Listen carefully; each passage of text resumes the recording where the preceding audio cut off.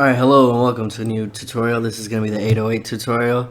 So the first thing we're going to do is we're going to go over some basics, and then we're going to go into more advanced, or not advanced, but more detailed methods on how you can get your 808 to stand out in cell phones, how to boost the high end, distortion, how to get the low end to stick out a bit more. Okay, so anyways, before we start, I'd just like to say, like the 808s that are already pre-made, like the Spins 808, the 21 Savage 808, the Pierre Bourne Beethoven distorted 808, like even the Wave Supply 808s.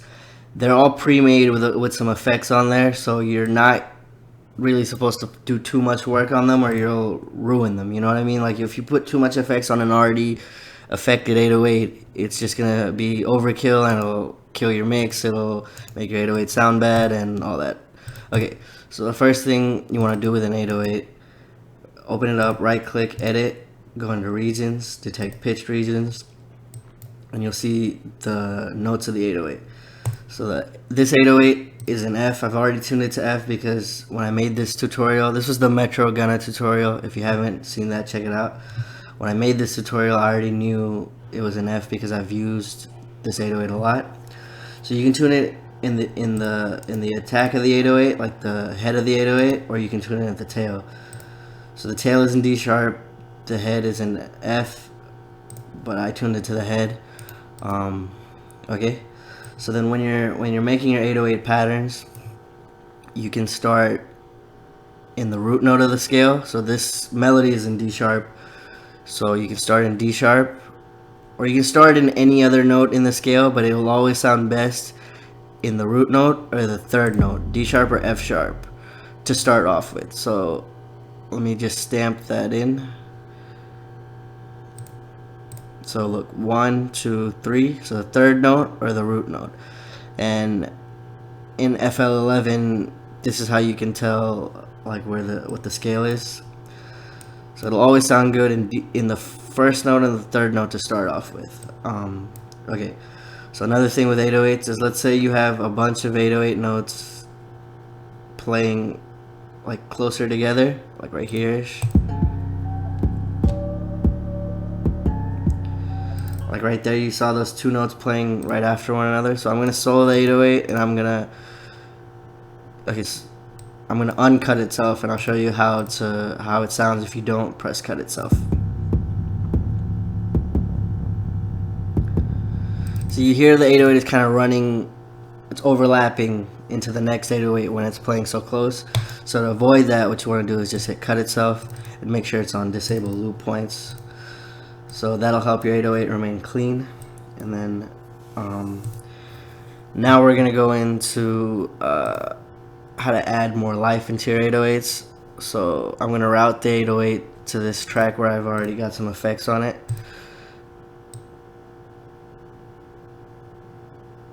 Okay, so the first thing you can do with an 808 is you can add more actually, let me go over one more basic thing real quick. So okay, so I'm gonna route the kick here to make sure the 808 has like a pocket for it to sit in. You want to cut out between 0 and 40 of the kick.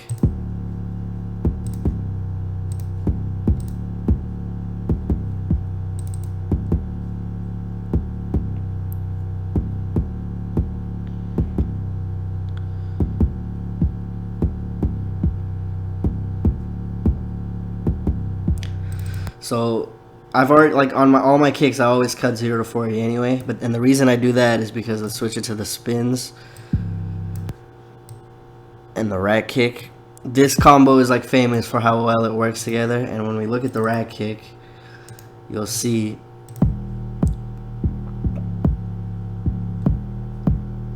the rack kick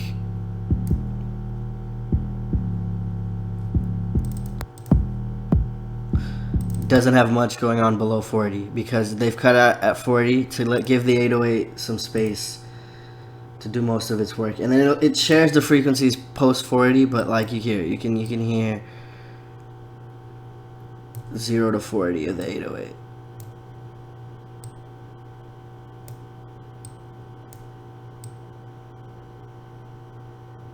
Actually, let me just reset that and just cut it from here. Okay, so from 0 to 40 of the 808. I'm just gonna exaggerate it just so you can hear.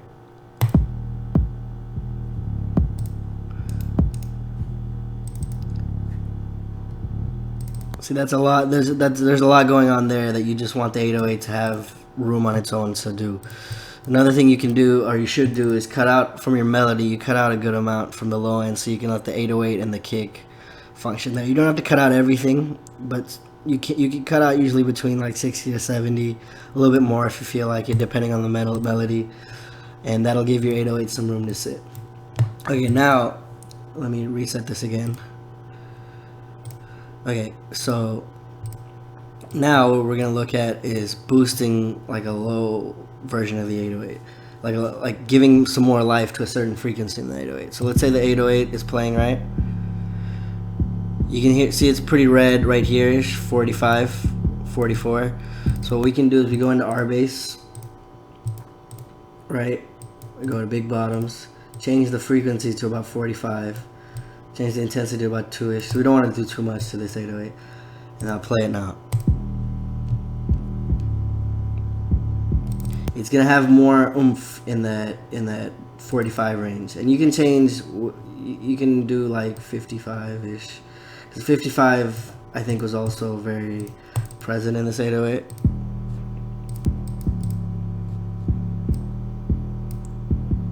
Yeah, see, it's hitting 55-ish as well.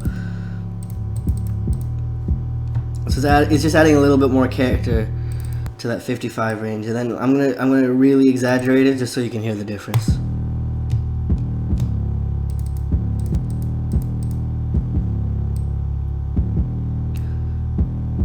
See, that 55 area is getting like really red at times, right there.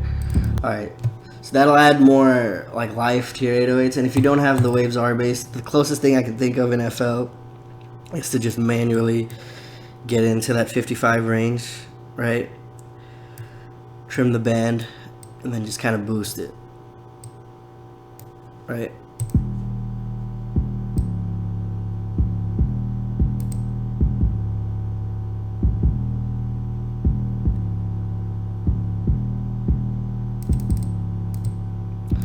Realistically, you don't want to boost all the way up there. I was just trying to exaggerate it. So you just kind of want to boost a little bit at the frequencies that you feel are like the essence of the 808, you know what I mean? Like wherever you feel like the 808 needs to be accentuated, you use those spots and you kind of boost those. Anyways, next we're gonna get into how to get 808s to play on cell phones and be more prevalent in your mix. So I'm gonna show you an example. Okay, so this MJ Nichols 808. I'm gonna solo it out. You're gonna hear it. Actually, I have to tune it real quick. 1 second.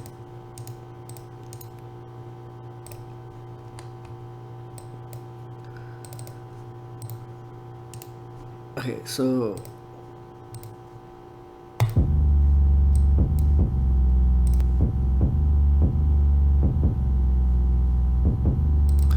you hear the 808 like it's got like a. So that's is like tape saturation. So basically, what that does is it adds some noise to the high end, right? So it's more prevalent in your mix, and it can be heard on a cell phone. So let me just EQ out everything besides that high end, just so you can hear it.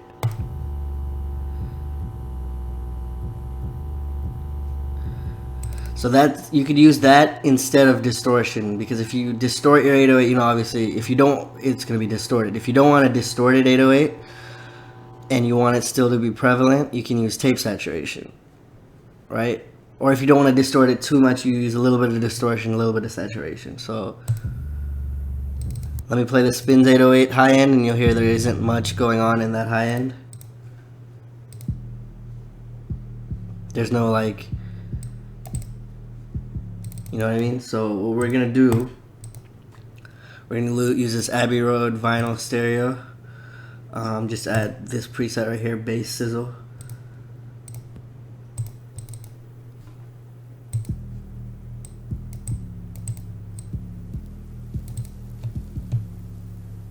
You hear it adds just a little bit of hiss, and this will help your 808s be played like in like on cell phones. It'll just give it some more presence in general. And then if you don't have the waves preset, the way to do it in FL would be, there aren't really too many good saturation plugins in FL, but there's this Fruity Wave Shaper. You can put it at soft saturation, right? And then we'll just open the EQ back up so we can hear it. So it's not as strong as the Waves one, but you can still kind of hear it. You can maybe add 2, or maybe you don't use the fuzzy saturator. I've used that before, it's not very good. Try quick saturation. See, that's a bit too much. That's a bit too much. Maybe you want to put that at half. Still a bit too much. Anyways, I guess the soft saturation is probably best. Maybe use 2 of those, or maybe just use 1.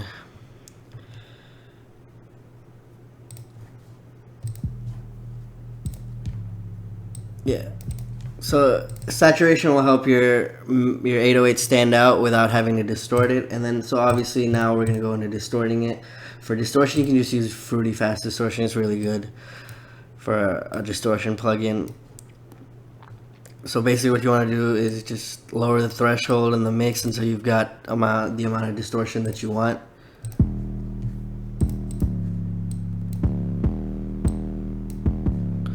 And then B, if you put it on B, it's more like a Magnolia type distortion.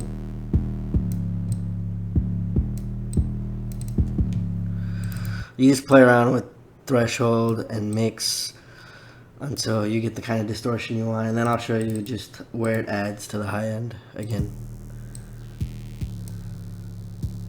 See, the fact that it adds these frequencies to the 808, these higher end frequencies, that helps it stand out. That helps it stand out in like iPhone speakers, like lower end speakers, because lower end speakers, they don't play bass that well, you know what I mean?